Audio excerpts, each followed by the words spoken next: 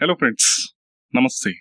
మనశంకర Varaprasad 2 days collection వచ్చేసి 120 crores వచ్చినట్టు makers అయితే పోస్టర్ ని రిలీజ్ చేయడం జరిగింది. ఇందులో నిజం ఎంత ఉంది ఏంటనేది మనం మాట్లాడుకుందాం. 120 ఏం కర్మ, ఏకంగా 200 కోట్లు 250 కోట్లు లేకుంటే డైరెక్ట్ 1000 కోట్లు వేసుకుంటే అయిపోయేది. మాట్లాడుకుందాం దీని గురించి. మనం ఆల్రెడీ చూసాం. ఫస్ట్ డే 1 కలెక్షన్ వచ్చేసి 84 crores గ్రాస్ అని చెప్పి ఏకంగా 20-30 కోట్లు అయితే ఎక్స్ట్రాగా వేసుకోవడం జరిగింది. ఇప్పుడు ఏకంగా 100 కోట్లు దాటింది కేవలం 2 రోజులు అని చెప్పి పోస్టర్ వేసుకోవడం జరిగింది. ఇది కాకుండా మూవీ పైన రివ్యూస్ ఇస్తే రివ్యూర్స్ ని బెదిరించడము, అంటే రివ్యూస్ ఏదైనా నెగిటివ్ రివ్యూ ఇస్తే కథం, అంటే నెగిటివ్ అంటే కంటెంట్ ని బట్టి, ఆ కంటెంట్ ని బట్టి రివ్యూ ఇస్తే కథం, ఆ ఛానల్ పైన ఆ వీడియో పైన స్ట్రైక్ చేయడము, ఆ వీడియోని డిలీట్ చేయడము, లేకుంటే ఆ ఛానల్ ని స్ట్రైక్ లేచి ఆ ఛానల్ ని ఎరగొట్టేలా చేయడం. ఇది ఎంతవరకు కరెక్ట్ నేను అడుగుతా. ఇది కరెక్టా? ఒక రివ్యూయర్ మూవీ చూసిన తర్వాత తన ఒక ఒపీనియన్ చెప్తే ఆ ఒపీనియన్ ని మీరు కరెక్ట్ కాదని చెప్పి కేసులు పెట్టడం, ఆ వీడియోని డిలీట్ చేయడం ఎంతవరకు కరెక్ట్? అలాంటప్పుడు మరి మీరు చెప్పండి, మేము మంచి మూవీ తీస్తలేమని చెప్పి చెప్పకండి. మీరేం చెప్పండి, మాకు వచ్చింది మేము తీస్తున్నాం మూవీ, ఇది మంచి మూవీ అని చెప్పి మేము అనట్లేదు, ఏదో అలా ఉంటుంది, మా కర్మ కొద్దీ ఏదో అలా ఉంటుంది, మీకు నచ్చితే చూడండి లేకుంటే చూడకండి అని చెప్పి మీరు ఏవైతే ఈవెంట్స్ చేస్తారో, ఆడియో లాంచ్ కానివ్వండి, ప్రీ రిలీజ్ ఈవెంట్ కానివ్వండి, ఎలాంటి ఈవెంట్ అయినా కానివ్వండి, ఆ ఈవెంట్లలో ఇది చెప్పండి, మేము మంచి మూవీ తీయట్లేదు, మాకు వచ్చింది, మాకు అర్థమైంది, మేము ఏదో తీస్తున్నాం, మీరు చూస్తారా చూడరా అనేది మీ ఇష్టం. అది చెత్త సినిమా అయినా కావచ్చు, ఎలాంటి సినిమా అయినా కావచ్చు, మీకు నిరాశ కూడా పరచొచ్చు, ఎలాంటి మూవీ ఉండొచ్చు, మీరు దీన్ని చూస్తే చూడండి లేకుంటే లేదని చెప్పి మీరు చెప్పండి కరకండిగా. అలాంటప్పుడు జనాలు ఎవరైనా చూసినా మూవీకి వాళ్ళ రిస్క్ని బట్టి చూస్తే మనకి నచ్చితే నచ్చుద్ది, లేకుంటే లేదు. ఇంత డబ్బులు పెట్టి కొంటుర్రు టికెట్లు. మన ఇండియాలో ప్రీమియర్స్ అని చెప్పి, ఆంధ్రలో 500 అని చెప్పి, తెలంగాణలో 600 అని చెప్పి, యుఎస్ లాంటి ఓవర్సీస్ లాంటి దేశాలలో మనకు $20, $20, $30 ఒట్టిగానే వస్తున్నాయి డబ్బులు. చూసినోడు రివ్యూ చేయడా? మూవీ నచ్చితే నచ్చిందని చెప్తాడు, నచ్చకపోతే నచ్చలేదని చెప్తారు. ఒకవేళ నచ్చలేదంటే నచ్చలేదని చెప్తారు. మీ ప్రోడక్ట్ ఏదైతే ఉందో ఆ ప్రోడక్ట్ లో దమ్ము లేకుంటే చెప్తాడు, దాన్ని మీరు తీసుకోవాలి. ఎందుకంటే దాన్ని మీరు తీసుకోలేనప్పుడు అలాంటప్పుడు మీరు మూవీ తీయడం ఎందుకు, మంచి మూవీ అని చెప్పుకోవడం ఎందుకు? మంచి మూవీని ఎంతమంది నెగిటివ్ చేసినా దాన్ని ఎవరు ఆపలేరు, అది పాజిటివ్ గానే అవుతుంది. చాలా సందర్భాలలో చూసాం మనం. ఇలాంటి రివ్యూయర్స్ ఏ రివ్యూ ఇచ్చినా కూడా ఒకవేళ మూవీ బాగుంటే మౌత్ టాక్ తోని మంచి సక్సెస్ఫుల్ హిట్ అయిన మూవీస్ చాలా ఉన్నాయి. అది కాదు, ఆ నెగిటివ్ చెప్పిందంటే వద్దు, మనకు నెగిటివ్ చెప్పినోడు ఉండొద్దు. ఆల్రెడీ బుక్ మై షోలో రేటింగ్ అనేది పెట్టుకున్నారు. సో ఆ రేటింగ్ ఏదైతే ఉందో, ఎవరైనా నెగిటివ్ కామెంట్స్ ఏం చేయకుండా దాన్ని రివ్యూస్ అనేది, రేటింగ్స్ అనేది క్లోజ్ చేసి పడేసారు. సరే, ఓకే. ఈ రివ్యూస్ ఏదైనా చెప్పినా కాపీరైట్లు అవి ఇవి వేసుడు లేపేసుడు ఏంది?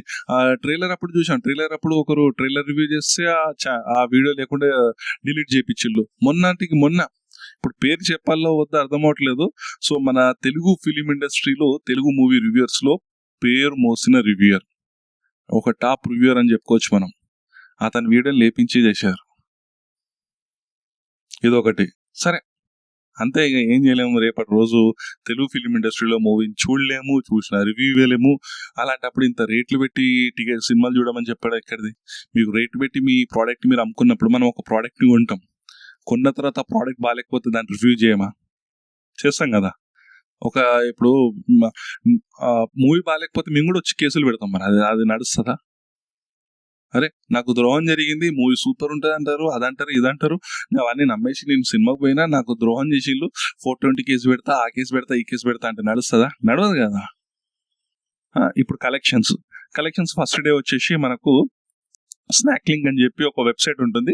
అది కంప్లీట్ గా ట్రేడ్స్ అన్ని అక్యూరేట్ గా ఇచ్చి చాలా అక్యూరేట్ లెక్కలన్నీ అందులో ఉంటాయి. సో ఫస్ట్ డే వచ్చేసి అన్ని ఏరియా వైజ్ గా కలెక్షన్స్ తీసుకొని దాదాపు ప్రీమియర్స్ కలుపుకొని ఇండియాలో షేర్ వచ్చేసి 34 కోట్లు వచ్చినట్లు, అండ్ యుఎస్ లో 1 million మార్క్ క్రాస్ అయినట్లు మనకు తెలిసింది. దాని తర్వాత దాన్ని బట్టి గ్రాస్ దాదాపు 65 crores వచ్చినట్లు మనకు తెలిసింది. సో సెకండ్ డే దానికి ఒక 20 crores అడిషనల్ చేసుకున్నారు. దానిపైన మనం వీడియో అయితే చేసాం మన ఛానల్లో. చూడని వాళ్ళు ఎవరైనా ఉంటే ప్లీజ్ ఆ వీడియో కూడా చూడండి. సరే, అది అయిపోయింది. సెకండ్ డే బయట మొత్తం ట్రోలింగ్ జరుగుతుంది, ఇంత 20 కోట్లు ఎక్కేసుకుందని చెప్పి నడుస్తుంది.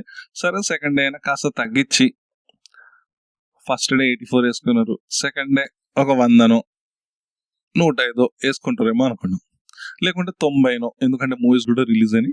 సరే, సహజంగానే డ్రాప్ అయ్యే ఛాన్సెస్ ఉంటాయి కాబట్టి ప్రతి ఒక్క మూవీకి వేసుకున్నారని అనుకుంటాం. కాదు, ఏకంగా 120 కోట్లు వేసేసుకున్నారు. ఎంతవరకు కరెక్ట్ ఇది? 120 కోట్ల? అవి కోట్లు అనుకుంటున్నారా, లేకుంటే వేసుకునే కోట్లు పాయింట్లు అనుకుంటున్నారా? ఎలా స్వామి?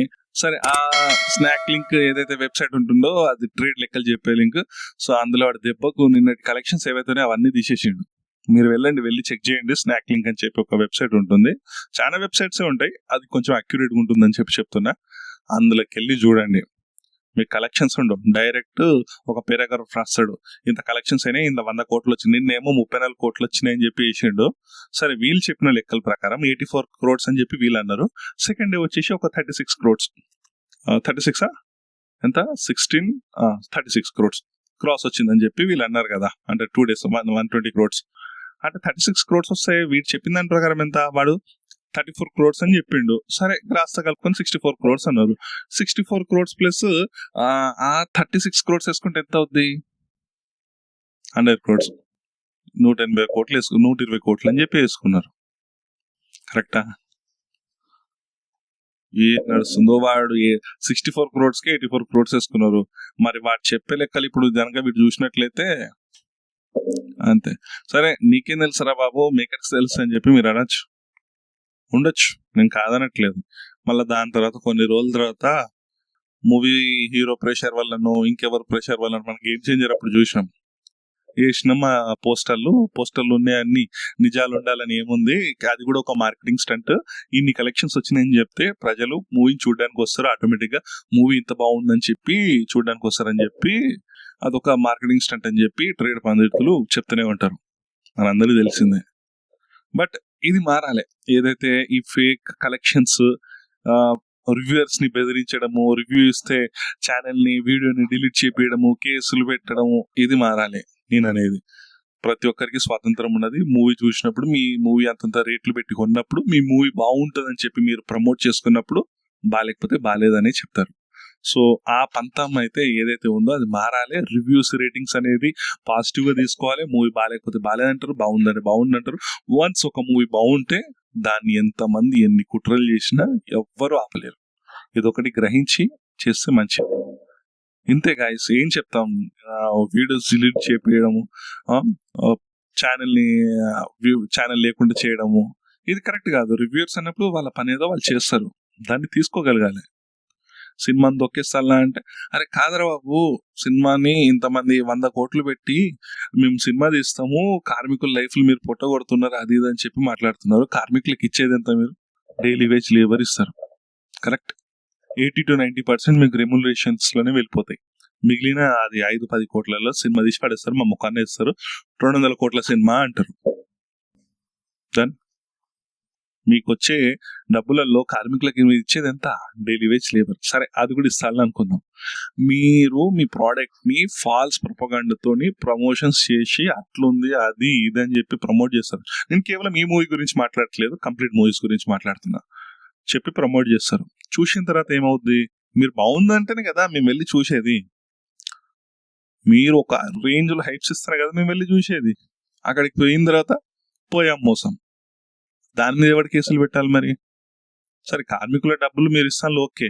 ఇక్కడ మీరు స్కామ్ చేస్తున్నారు భయ్. స్కామ్ చేసి ఆ టికెట్లు డబ్బులతోని మీరు బతుకుతున్నారు. మరి మీ మీద ఎవరు కేసులు పెట్టాలి?